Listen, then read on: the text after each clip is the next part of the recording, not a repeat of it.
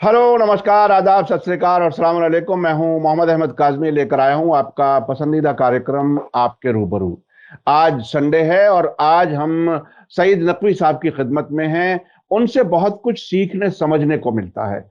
वो पिछले कई महीने से एक बात कहते आ रहे हैं कि यहाँ के जब वो इलेक्शन खत्म हो जाएंगे, जो 5 स्टेट्स के इलेक्शन से, उसके बाद फॉरेन पॉलिसी में तब्दीली आएगी, कुछ नेविगेशनल एडजस्टमेंट आएगा। ये बात उन्होंने कही थी और अब बहुत सी चीजें सामने आने लगी हैं ऐसे वक्त में, जबकि यूक्रेन जंग जारी है, दुनिया में अफरा तफरी है। यूनाइटेड नेशन के सेक्रेटरी जनरल कीव में होते हैं और उस वक्त वहां बमबारी हो जाती है। ऐसे हालात में जब तनाव की सब तरफ से खबरें आ रही हैं, भारत और इसके आसपास के मुल्कों के ताल्लुकात कुछ बेहतर होने के इशारे मिल रहे हैं। पाकिस्तान में हुकूमत बदल चुकी है। एस जयशंकर साहब ने, जो हमारे फॉरेन मिनिस्टर हैं, उन्होंने जो बयान दिया था वो हम आप तक पहुंचा चुके हैं।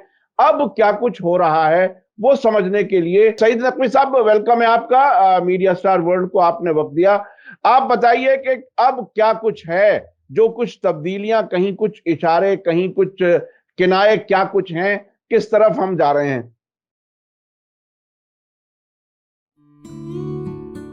मीडिया स्टार वर्ल्ड चैनल को फ्रीलांस स्क्रिप्ट लिखने वालों, वॉइस ओवर आर्टिस्ट्स और वीडियो एडिटर्स की जल्द ज़रूरत है। अपने घर से काम करने का बेहतरीन मौका। उम्मीदवार अपने बायोडेटा और एप्लीकेशन के साथ हमारे ईमेल और व्हाट्सएप नंबर पर कांटेक्ट कर सकते हैं। हमारा ईमेल है editor.mediastarworld@gmail.com और व्हाट्सएप नंबर है 8287963622। मैसेज के शुरू में एप्लीकेशन लिखना ना भूलें। काज़मी साहब, बहुत बहुत शुक्रिया। वो दिन मुबारक होता है मेरे लिए, तो मेरे ख्याल में आप हर समझदार इंसान के लिए, जब वो अपना अखबार उठाता है और उसके सफ़े अव्वल पे, पहले सफ़े पे एक ऐसी खबर होती है जिसमें कि कुछ अमन, शांति, पीस, कुछ उसका तस्करा होता है, तो आजकल बड़ी तक़वियत मिलती है दिल को। बिल्कुल वैसे ही एमएम नरवाने, जो हमारे आर्मी चीफ है, उनका बयान है, पूरा बैनर हेडलाइन के पाकिस्तान से रिश्ते अच्छे होना चाहिए। एक दो कंडीशन है, वही उन्होंने पुरानी वाली वो हैं, लेकिन उसको प्ले अप किया जाना इस तरह से, इसका मतलब ये है कि कुछ ना कुछ पसे पर्दा कुछ रविश है, कुछ मूवमेंट है, चीन से भी और पाकिस्तान से भी। दुआ कीजिए कि सही हो।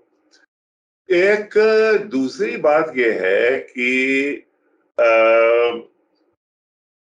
इन सब का असर ये ले रही हैं डेवलपमेंट्स यूक्रेन से। यूक्रेन की इब्तिदा अव्वलन समझना बहुत जरूरी है कि ये है क्या किस्सा। ये कि वहां यूएन सेक्रेटरी जनरल गए और कीव में पहुंचे तो वहां एक रॉकेट गिर गया, अब ये तो खबर है, लेकिन ये कोई बहुत अहम बात भी नहीं है, क्योंकि जंग हो रही है, आप जंग के बीच में वहां गए हैं तो रॉकेट गिर गया होगा। ये कि साहब आपको हलाक करने की कोशिश की जा रही, ये तो बहुत ही बेवकूफी की बात है। देखिए साहब, ऐसा है काज़मी साहब कि शेक्सपियर का एक मॉडल किंग है, Henry the fifth. Henry the fifth Shakespeare का मॉडल किंग, यानी उससे बढ़िया बादशाह हो नहीं सकता शेक्सपियर की नजर में। वो जा रहा है बैटल ऑफ आजिनकोट लड़ने के लिए, जो कि फ्रांस में है। जी जी जी, बिल्कुल। तो उसके पास लोग आते हैं एडवाइस देने के लिए। एक बिशप ऑफ ईली है,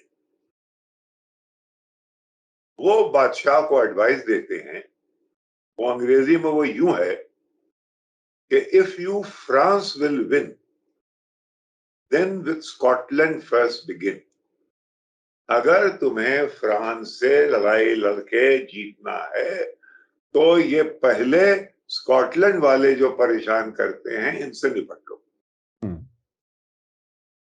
एक बहुत बड़ी एक खलफिशार वेस्ट में ये है कि चीन बहुत बड़ी पावर बनके खड़ा हो गया है इक्तिसादियात में और तमाम टेक्नोलॉजी में, और मिलिटरीली भी उसकी जो टेक्नोलॉजी है वो बहुत सी ऐसी चीजें जो वेस्ट के पास नहीं है। ये जो एक तो उससे डर क्या है, अरे भाई आप उससे मिलके चलिए, जो आप दे रहे हैं वो कुछ वो देगा कुछ आप देंगे ना। हमारा जो इख्तियार रहा है, ग्लोबल कंट्रोल रहा है दूसरी जंग अजीम के बाद, जो कि जिनको बरतानिया और अमेरिका के हाथ में रहा है, खास करके वो हमारे हाथ से निकल ना जाए। और एक न शुद्ध दो शुद्ध, इनकी दोस्ती हो गई है रूस से और वो कह रहे हैं this is a friendship with no limits. तो यानी एक तो खुद ही बहुत बड़ा डर, और दूसरे वो इनके साथ मिलके एक कहते हैं जियोमेट्रिकल प्रोग्रेशन, यानी इतनी बड़ी थ्रेट कि अब हम क्या करें। वही कि भाई अगर फ्रांस जा रहे हो तो पहले तो ये एक पहलू है उसका कि अच्छा रूस से निपटने का दूसरा भी पहलू है।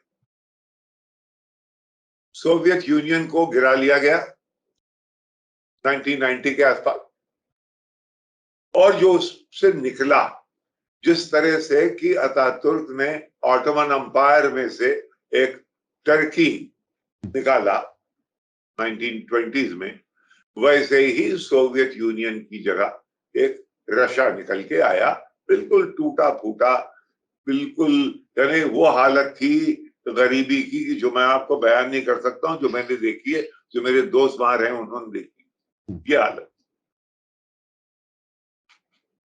अब मिलिट्री इंडस्ट्रियल कॉम्प्लेक्स यानी रेथियन, यानी मार्टिन लॉकहेड, यानी बोइंग, ये बड़ी बड़ी असलाहा बनाने वाली कंपनी जो है, वो अगर शांति दुनिया में आ जाए तो वो क्या करें।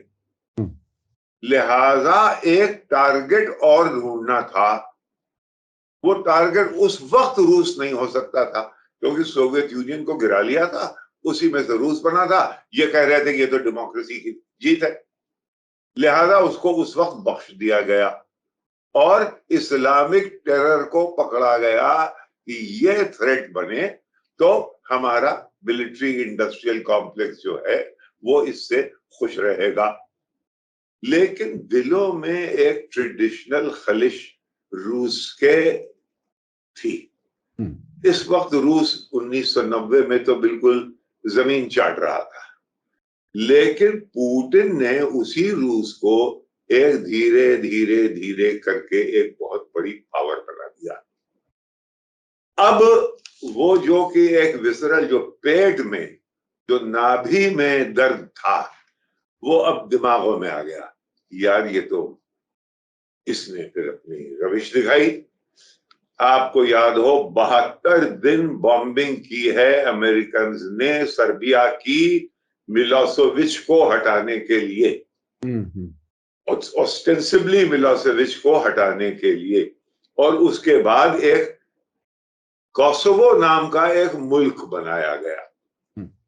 कोसोवो जो एक वाहिद मुल्क है इस वक्त भी जहां की यूरोप की फोर्सेस एक एक खित्ते, यानी वहां जितने भी मोहल्ले हैं वहां पे कहीं जर्मन और कहीं पे इटालियन और कहीं पे बरतानी, ये तय हुआ था ये इनकी देखभाल करेंगे, अभी तक कर रहे हैं। उसमें से अच्छा ये लोग कौन हैं जहां बमबारी की गई थी, ये स्लाविक लोग हैं। स्लाविक कौन होते हैं, ये वही एथनिसिटी है जो कि रूस की है। लिहाजा ये बमबारी के पसे पर्दा एक ये भी एंगल था कि रूस को भी जरा सा दबाए रखो। अच्छा, तो लिहाजा कोसोवो के खेल से रूस को बिल्कुल चंपत कर दिया गया, हटा दिया गया। ये हुआ कि ये साहब ये अदबदा के अपने टैंक्स लेके कोसोवो में घुस गए और जाके इन्होंने प्रिस्टीना जो वहां का कैपिटल है उसका एयरपोर्ट ले लिया। अब ये लोग हक्का बक्का, तो यानी मसल दिखाना शुरू कर दी। ये 1990s का किस्सा है। देख तब 1990 में सोवियत यूनियन गिरा, ये खड़े होना शुरू हुए और ये मिड 94 में बॉस्निया की लड़ाई हुई है, उसी के आसपास का ये किस्सा।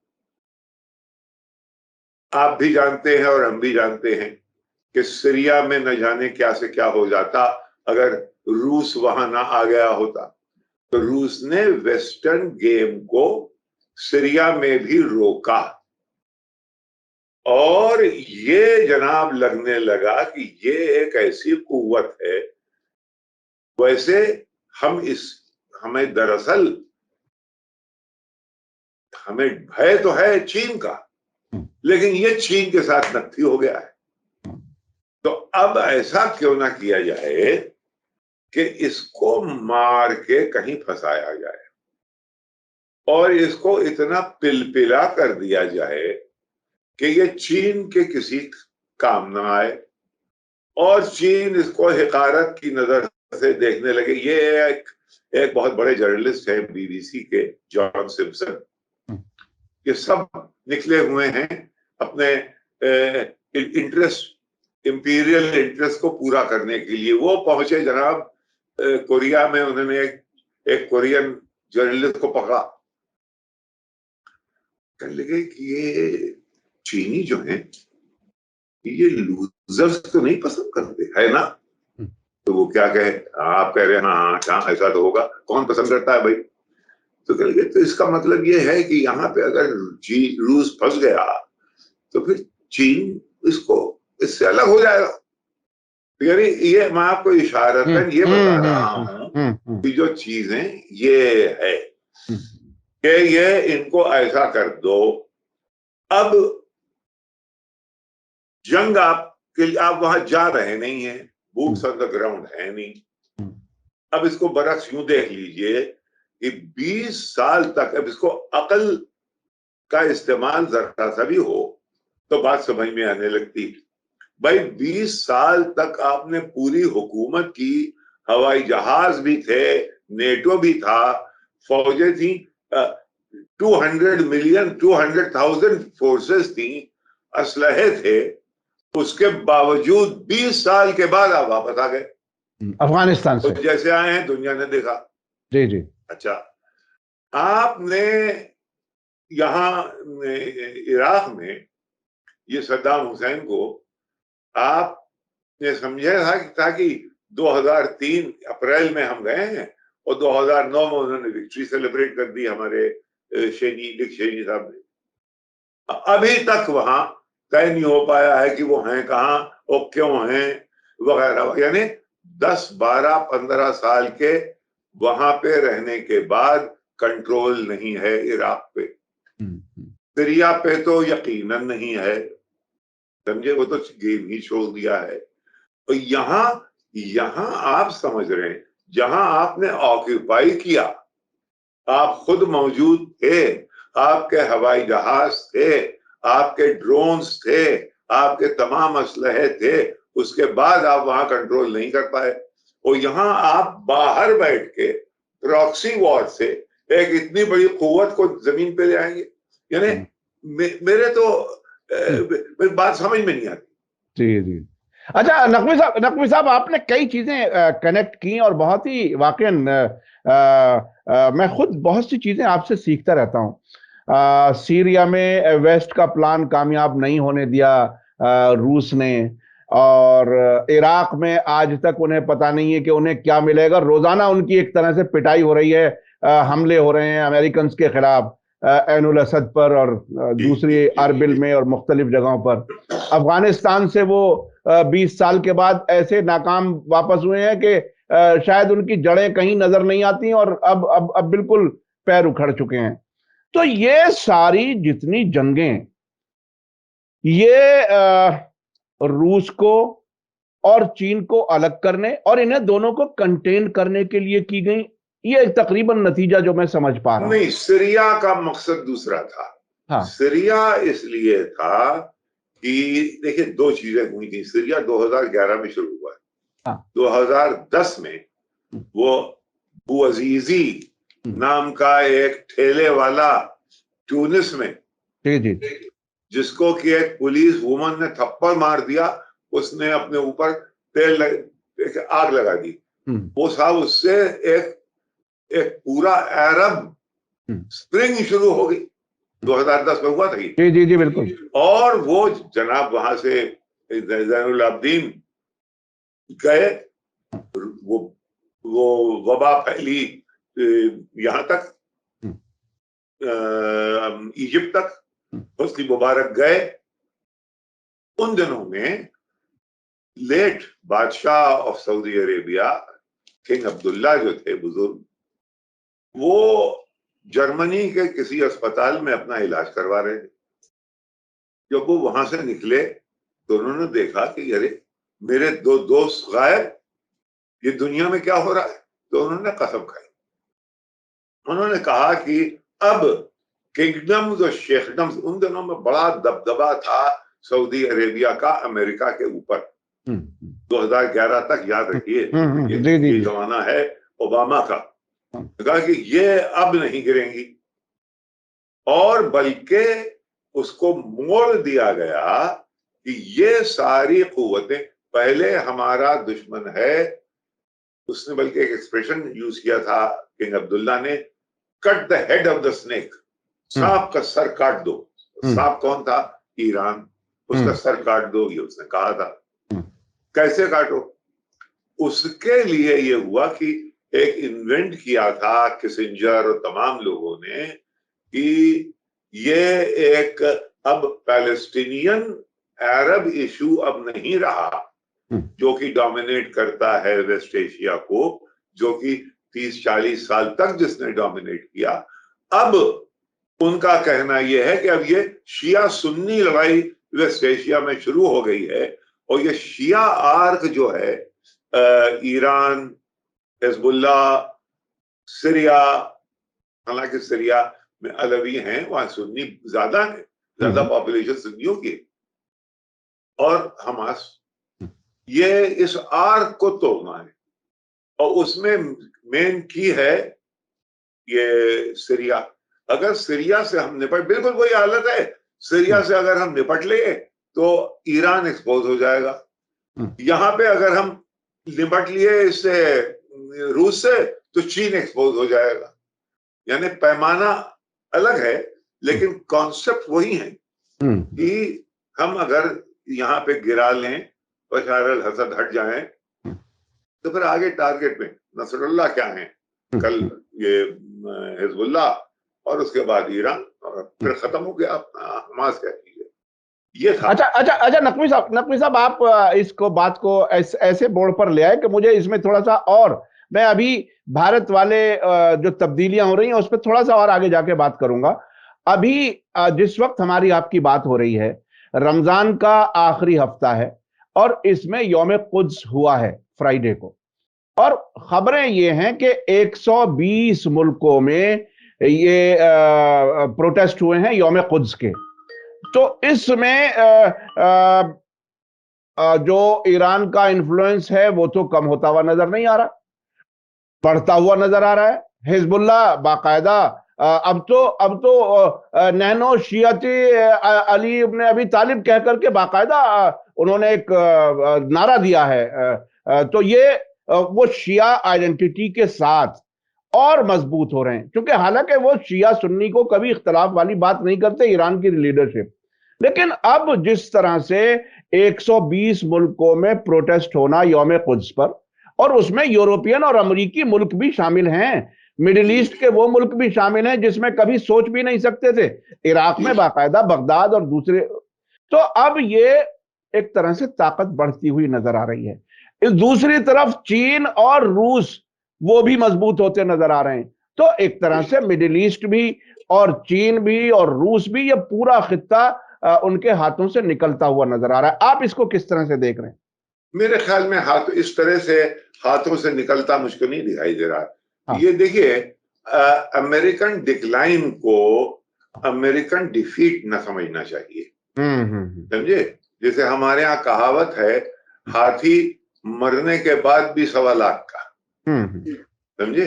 तो ये डिक्लाइनिंग पावर है, ये डिफीटेड पावर नहीं है, ये हारी हुई पावर नहीं है, और ये वो पावर नहीं जो कि बिल्कुल बोसीदगी में आ गई है। हाँ, ये अब भी दुनिया का सबसे पावरफुल मुल्क है, ये याद रखिए इस वक्त भी। लेकिन कंटिन्यूअस डिक्लाइन से इसका कॉन्डक्ट इन फॉरेन अफेयर वो इन्फ्लुएंस होता है, और उसको ये लोग देख रहे हैं कि ये गिरता चला जा रहा है।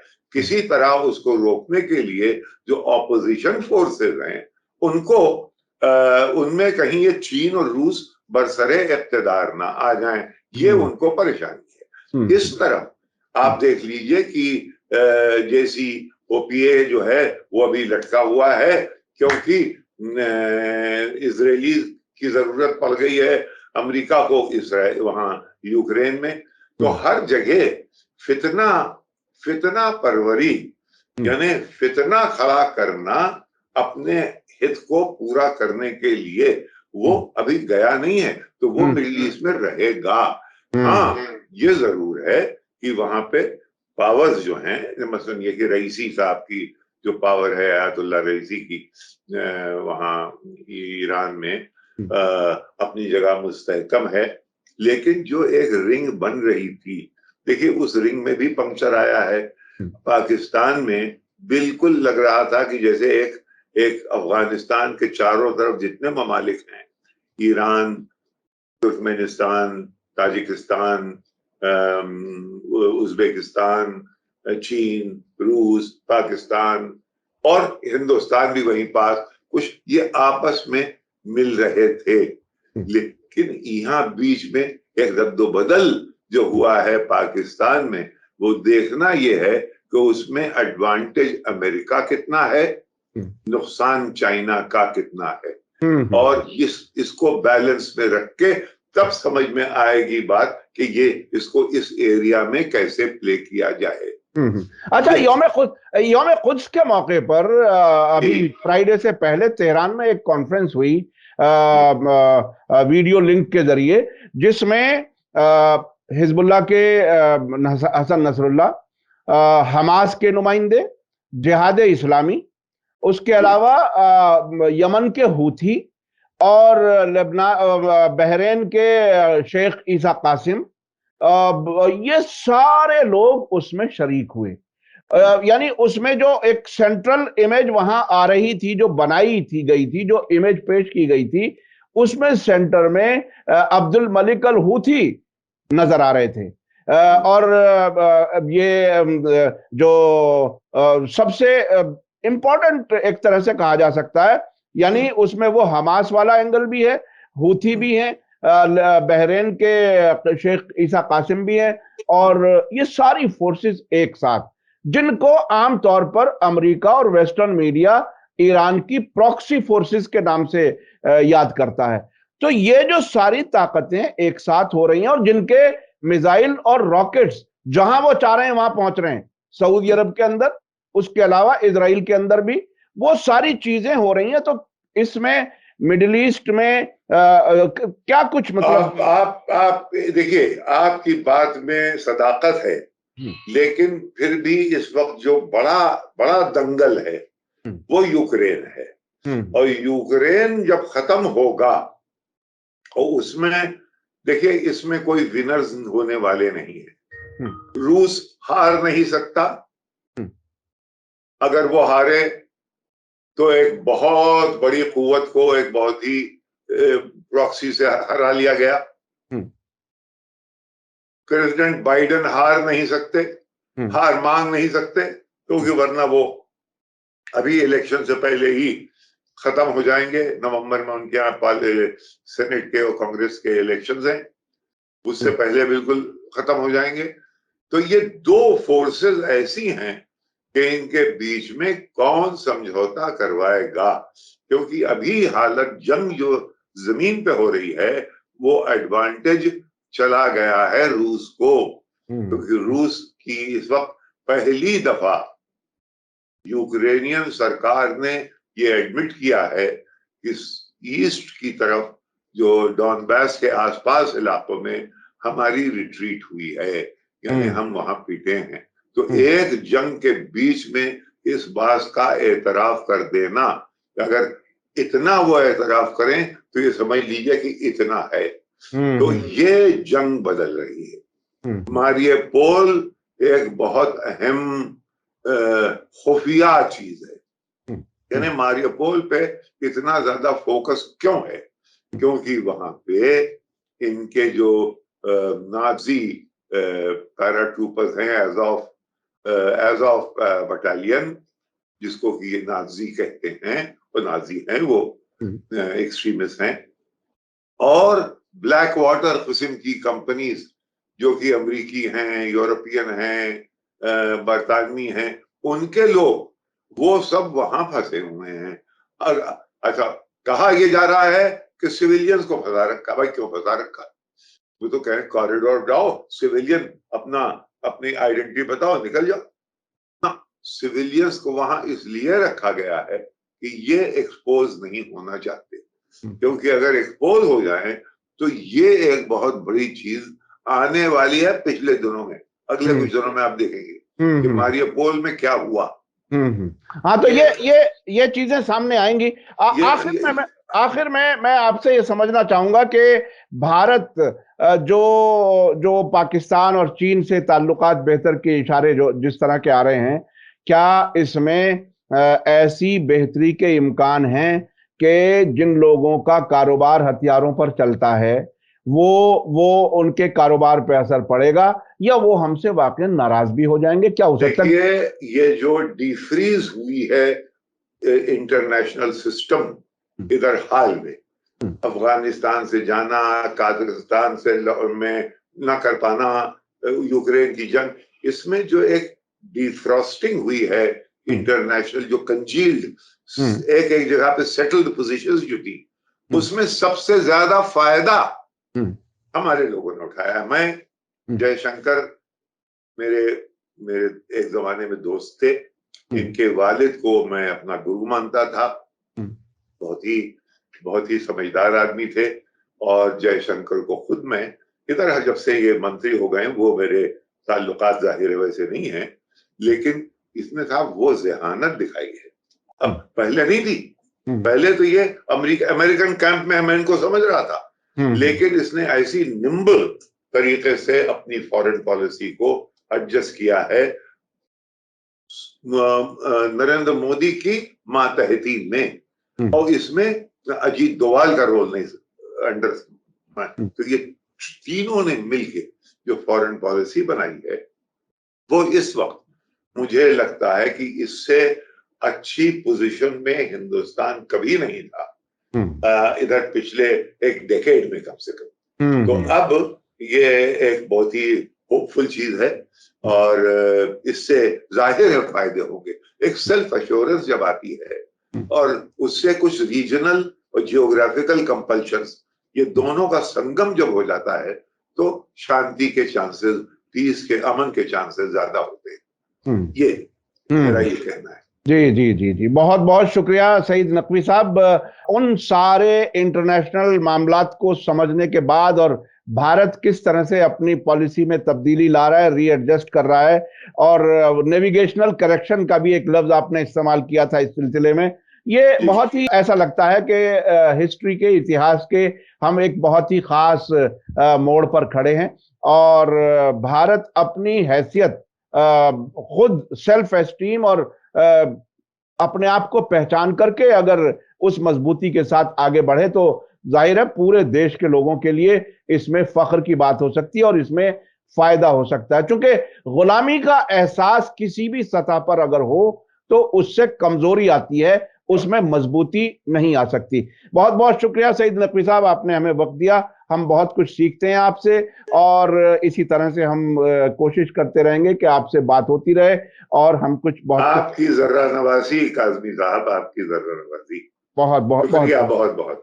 आपका बहुत बहुत शुक्रिया। इसी के साथ मैं अपने दर्शकों से बताना चाहता हूं कि इस गहराई से इंटरनेशनल अफेयर्स को समझने के लिए इससे बेहतर क्लास नहीं हो सकती। मैं इसे क्लास की तरह से समझता हूं सीखने के लिए।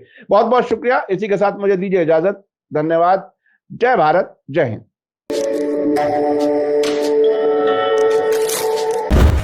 मीडिया स्टार वर्ल्ड के और वीडियो देखने के लिए हमारे चैनल को सब्सक्राइब करें और सीधे नोटिफिकेशन पाने के लिए बेल आइकन दबाएं। और अगर हमारी खबर सच्ची और अच्छी लगे तो अपने व्हाट्सएप, इंस्टाग्राम, फेसबुक और ट्विटर अकाउंट पर ज़रूर शेयर करें।